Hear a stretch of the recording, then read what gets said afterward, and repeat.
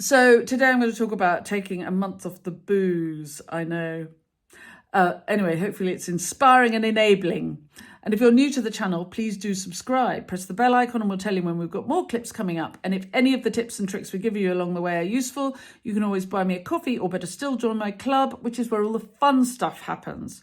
Anyway, on the question of booze, do put comments and like and all of that, because it makes such a difference. And if this is a useful clip, which I hope it'll be, then it'll make it go further. So thanks very much. Well, good morning and welcome back to the channel. Now, normally on this channel, we talk about gardening, flower growing, small businesses. Occasionally, we talk about health, well-being, mental health, and objective identifying and achieving. And this is one of those days. Some of you may know that I have just done, almost successfully, a thing called Sober October. It is now November the 4th. And I thought it might be helpful if I reflected a little bit on what I found. First of all, amazingly, I did it with only one evening. I was at my sister-in-law's house and I felt, why not? And I had 2 glasses of red wine in 5 weeks. So I did a little bit more than Sober October. I started at the end of September and I went on into November by a day or two, which seems like I'm counting desperately, but actually I think it's really worth paying attention to what you're doing. And the older I get, the more I think it's really important that we all consider why we do things all the time. And my New Year's resolution for 2024 was not to do things on autopilot.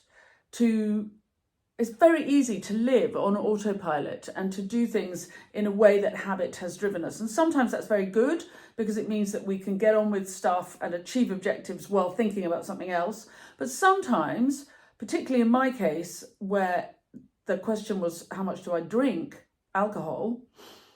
It's not brilliant to endlessly do things on autopilot. I come from a family of, I suppose we could describe it in some ways, enthusiastic drinkers, or rather my father, while not an alcoholic, certainly a keen wine drinker. And I was always the member of the family who joined him in that keen enthusiasm for wine. My sister didn't care. My brother was a type 1 diabetic and so was very careful with alcohol. My mother doesn't drink at all, and hasn't since she didn't like the way she behaved when she was sort of 18 or 19 years old, so gave it up. So Dad and I have always been the enthusiastic drinkers. And I thought, while I did my month off, I would think a bit about why I have always been such a keen drinker. And then, if you like, I'll tell you what I have found as a result of giving it up for a month. So I hope you find this interesting and possibly food for thought. I don't know. So reasons I got into drink. I have always been a person who liked to be very grown up. I'm 57 years old now, okay. But nevertheless, as a sort of teenager, we were, and this is perfectly normal in England and France, we were, from about the age of 14 or 15, we were allowed a little glass of wine at lunch on a Sunday, just a little, possibly a little bit watered down, just to get used to the taste. Because actually the taste of alcohol is a bit disgusting. I loved the taste. From day one, I was very keen on the taste. I think possibly it also gave me something that I would have in common with my dad, who otherwise I didn't have very much in common with. My dad's very musical and the rest of my family were very musical. I wasn't very musical, and nor was I especially academic. There wasn't much, I struggled maybe to find things that I had in common with my dad. So I liked wine, so it was a thing that we had in common. And all through my life, particularly through my teenage years, I think I would drink enough, and I'm sure a lot of people do this, to show that I was grown up. It's a very grown up thing to have a drink. Oh yes, I'm being very grown up. And I think I carried on doing this till I was 57 years old. But also while being grown up, obviously not very grown up, because I'm very competitive. And I really have always liked being one of the lads. And so I think I probably will again drink in a kind of slightly competitive way. It's lovely. Come on, let's party. Competitively get the wine down your neck. And in a sort of, I can deal with this. It won't deal with me. I will deal with will deal with the booze. And I'm tough enough to handle a hangover. I can get up early and get on. It doesn't affect me, kind of in a sort of tough guy way. I definitely wanted to belong and be sort of considered one of the lads. So when I went to college, I drank lots of wine in a sort of slightly competitive, one of the lads-ish sort of way. And again, we were still demonstrating how grown up we were. We'd left home. We were living away from home with a small amount of disposable income in our pockets. I spent mine on wine because I was demonstrating not only that I could handle my drink, but that I had clearly very sophisticated taste. Not. But anyway, I think subconsciously, none of this was conscious, but subconsciously this was what was going on. I've always wanted, in a way, to belong, not to be the boring person who says no. Oddly enough, with drugs, I have always hated drugs, hated the idea of them. They've been, one comes across them. I think it's an unusual person, doesn't know anybody who takes drugs from time to time. An unusual person doesn't know anybody who's really struggled with them. Anyway, I always thought drugs were a really, really bad idea because you didn't know what was in them, on the one hand. With alcohol, on the other hand, you get a label on the back of the bottle and it says the person who made it and where it came from. And so if you were poorly afterwards, you could ring them up and say, oh, there's something in your wine that made me ill. Whereas obviously drugs you buy come in a little packet with no label and you don't know where it's come from. But also chances are, by buying any kind of drugs, you're supporting an industry that relies on crime and abusing people who suffer as a result of the fact that I find it easy just to call in some cocaine or whatever. So I've never done that. That was really never my bag. But, wine, I'm a good girl. So while I like to be part of the gang, I also like to be a good girl. So a good girl, well, I can drink a nice glass of wine. Look, there's the name and telephone number of the person who made it. So this is responsible adulting. So I'm a competitive wine drinker. That's what I became, I think. Partly because I wanted to belong and I didn't want to be a naysayer. I didn't want to be the boring one. And sometimes I have been to parties where everybody was doing a bit of cocaine, for example. And I did feel square as a cardboard box. And I just said, I'm really sorry, I'm going to be the square one, and went to bed and left everyone to get on with it. And I felt very square. Now I don't care, of course. But at the time, I was still young enough to feel square and feel like I was being boring and that nobody wanted to be my friend because I was square and disapproving. Actually, all those people are still my friends. And of course, they couldn't care less. That's fine. But, it takes a while to work these things out. I think one of the reasons I drank is I didn't want to bore everybody else by being sober. I thought I might be boring if I was sober when everyone else was drunk. Having spent, over the last month, having been out a couple of times with other people and they're having a glass of wine and I'm not, I may have bored them to tears, but I don't care. But they didn't bore me to tears. We had a very nice time. So that's a whole new thing I've learned, that I can have a nice time. Nobody's boring. I mean, eventually I get tired and I want to go to bed. But then I can go home, go to bed. I'm 57 years old. People understand this stuff. I'm running a business. I've got teenage kids. I'm allowed to go home and go to bed. I don't have to drink glasses of wine to keep up with anybody.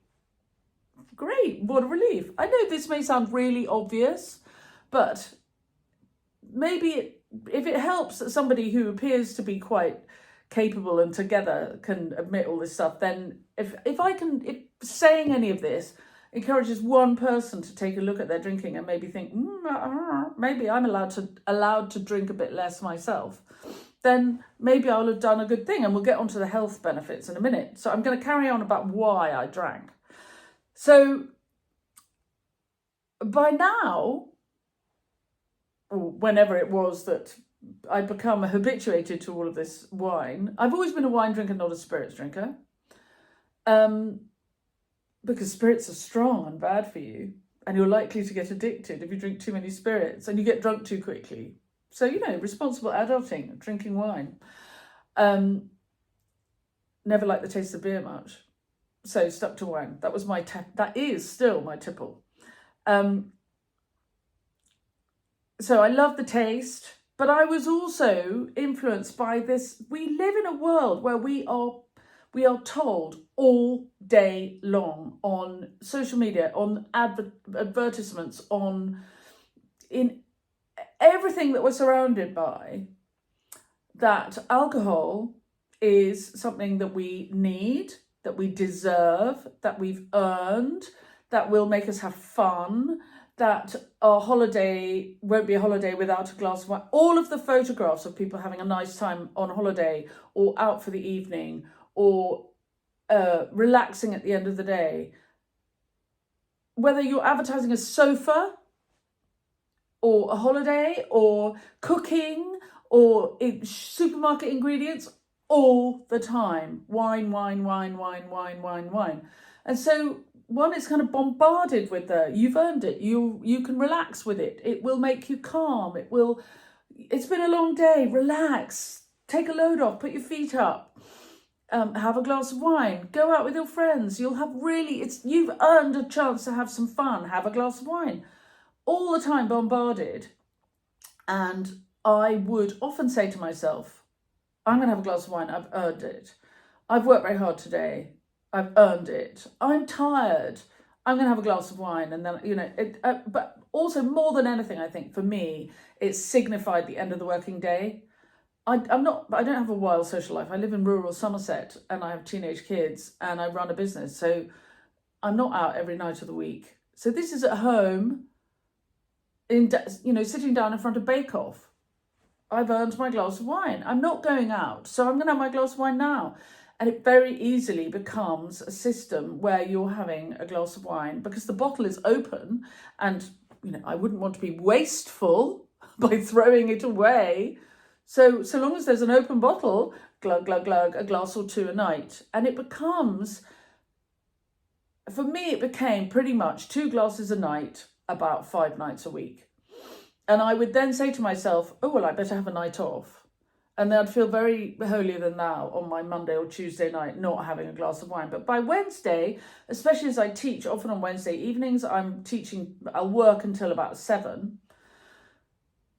By which time it's quite tiring teaching. It's lovely and I really enjoy it and it's really good.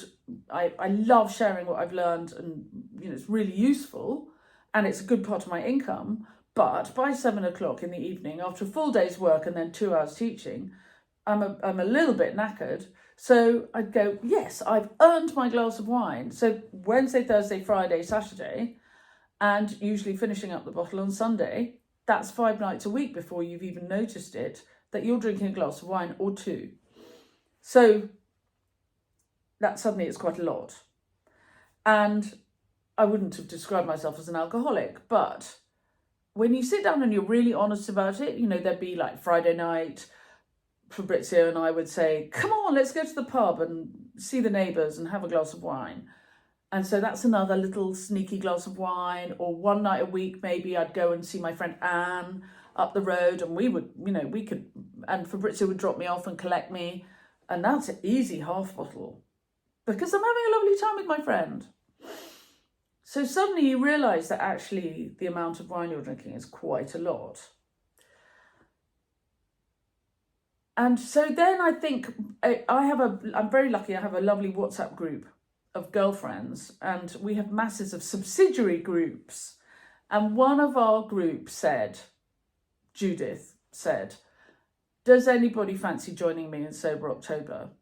I think it's time, I like to occasionally examine my relationship with alcohol and take a cold, hard view of it. And to my astonishment, I was like, okay, I'm going to have a go.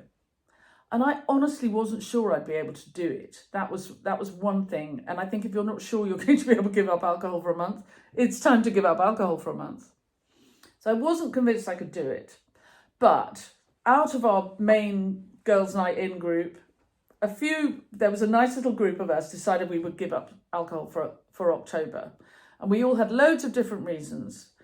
And some of us did it more or less successfully, but it really wasn't about being successful. It was about the thinking about why we drink, how we drink, the habits. Are we okay with it? Think about it. Are we okay with it? So I embarked on this a little bit with a bit of trepidation. I embarked on not drinking for a month. And at first I found I was very thirsty. Really unbelievably thirsty. So for the first week, I found I was drinking pints of water every day. And of course, you're detoxing and normally you're drinking a bit of alcohol. So that's liquid. So anyway, I drank quite a lot of water every day. And I found that actually a pint of water with the juice of a whole lemon squeezed into it is delicious and much less expensive than a glass of wine. So at first that became my evening tipple. And it meant that I went to bed kind of filled up with water. So I really flushed out nicely. I felt very virtuous, if not terribly well. My first week, my legs ached. I had a low-grade headache all week. Walking along felt like, oh my gosh, it felt like walking through treacle. And of course, you're detoxing. Yeah, that'll be the one.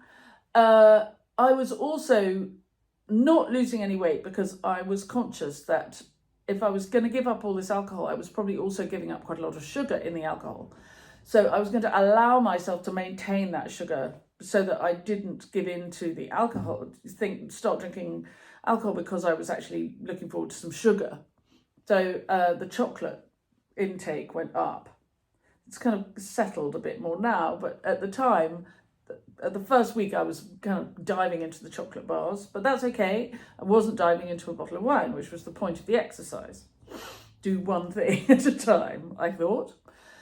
So I didn't feel great the first week, but one of the reasons that I really wanted to see if I could do this is I do have elevated blood pressure. And I take medication for it. So when I'm drinking my ordinary amount of 2 glasses of wine a night, 5 nights a week, my blood pressure with medication was about 135 over 80, sometimes a little bit up, sometimes a little bit down, but that's my average. And I thought, well, while I'm doing this month off the alcohol, I will check my blood pressure. That was really one of the reasons I wanted to see whether it made a difference. By the end of 5 weeks, with 2 glasses of wine at my sister-in-law's house last Saturday night, my average blood pressure has come down to 117 over 70. So that's quite a chunk. I'm still on the medication, but I think I should now talk to my GP. And so long as I keep the alcohol down. So that was really impressive. And my father has advancing dementia and Alzheimer's. And they say, I don't think they know why there is this great epidemic of dementia and Alzheimer's going on. But one of the reasons they reckon is if you drink too much wine. And over the years, Dad and I have really nailed it on the wine front. And we've had lots of lovely, happy evenings together drinking wine. It's been the thing we have in common all my life. And so I thought, well, I really don't want to have dementia or Alzheimer's if I can avoid it. And it's really in my family, my father's sister and my mother's brother, all different kinds of Alzheimer's.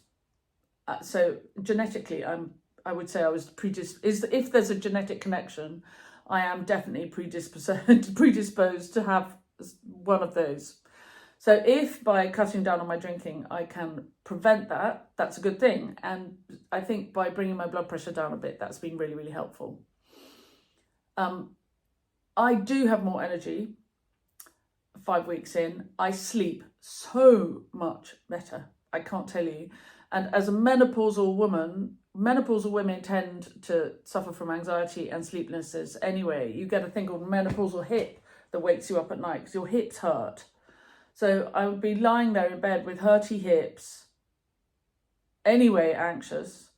And then if you drink wine, what happens is you fall asleep very quickly when you go to bed, and then you wake up at about 3 o'clock in the morning with your heart rate going like this, and you don't go back to sleep, which is no good if you've got teenage kids and you're running a small business and have responsibilities.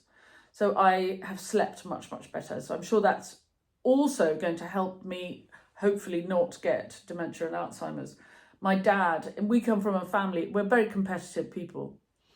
And we competitively work, and we competitively don't sleep.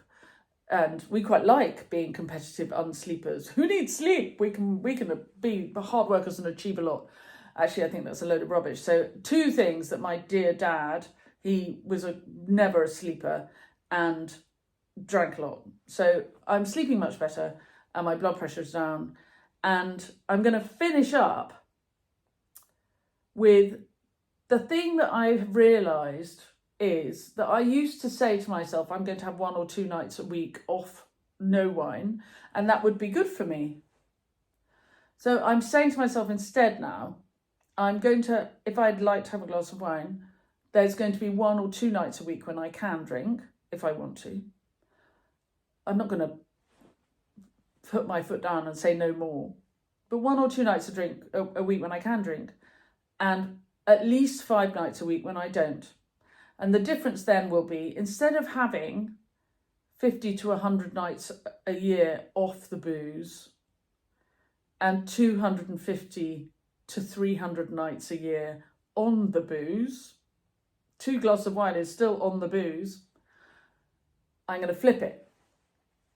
So there'll be 50 to 100 nights a year when I might have a drink, I might not, compared to 200 to 250 nights a year when I won't. It's a lot, isn't it? I've also had an honest conversation with myself about money. And because I'm obviously demonstrating how grown up I am, I drink very nice wine. I don't drink cheap wine. So I think, this is really scary, I think I was spending this is a lot of money, up to £40 a week on wine, including, going to the pub and, but up to £40 a week on wine, which is nearly £2,000 a year, which is a family holiday. So I'm conscious that I'm not going to be doing that anymore. I have got my big night out planned for this week. This weekend just passed my son's 18th birthday, and so we had a bottle of Prosecco before lunch to celebrate, and we had a bottle of red wine during lunch as a family. But I realised that a month ago we would have had 2 bottles of Prosecco before lunch and 2 bottles of red wine during lunch, and the person who would have drunk most of that would have been me. So only 1 of each, thank you very much. And I have a plan this week. I'm going for a wine tasting at the Somerset Wine Company with some of my First Thursday friends, which is another girls group I'm a member of. And I'm going to have a really nice time. And that's going to be my only night. And I'm going to really keep an eye on myself, and I'm going to not drink too much. Anyway, that's what I've done, and that's how it's been. And if this chat encourages anybody to take a look at their a hard look at their own alcohol consumption and inspires them to take some time off. I cannot recommend it more highly. We all have different relationships with alcohol. None of us must copy anybody else or do anything because we feel guilty or obliged. But I'm here to tell you that you are allowed not to drink. It won't make you boring, nor will everybody around you drinking make them boring. You will have just a different time. That's all. Water, plain water with a lemon squeezed in it, is delicious. My now evening drink, actually, I have got into a kind of, I still like that routine of finishing the day and having something to signify the end of the day. And so we went to a dinner party with some friends during my month off, and I was like, oh, okay, going to a dinner party, that's going to be tough. But they had a whole bar full of 0 alcohol spirits. And I was very inspired by that. So I now in the evening, if I want something that feels kind of like end of the day-ish, I've got really into my 0 alcohol gin. And I never used to drink gin because it was too strong and I'd feel drunk too quickly. I hate feeling drunk. I hate that woozy feeling. So I never drink so much that I feel woozy. But after years, I can drink quite a lot before I feel woozy. Not anymore. So my new thing is I have a non-alcoholic gin and tonic in the evening. And I really enjoy it. It's bitter. I don't like fizzy drinks because they're often very sweet and I don't like that. But a sort of quite sharp, bitter tasting gin and tonic with no gin in it is delicious. So that's my new evening thing. Anyway, if this has been helpful to anybody, or if you have experience related to any of this conversation, do put it in the comments because I think people find it really, really helpful.